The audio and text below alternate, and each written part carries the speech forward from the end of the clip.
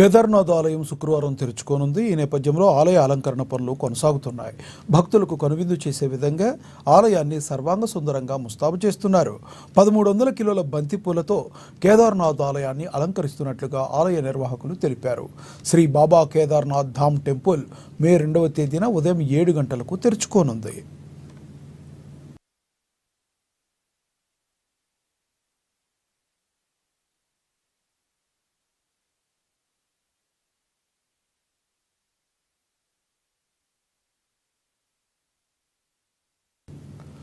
పరమేశ్వరుడి పవిత్ర ఆలయాలైన 12 జ్యోతిర్లింగాల్లో కేదార్నాథ్ ఆలయం ఒకటి. చార్ధామ్ యాత్రలో కేదార్నాథ్ దేవాలయం సందర్శన భాగంగా ఉంటుంది.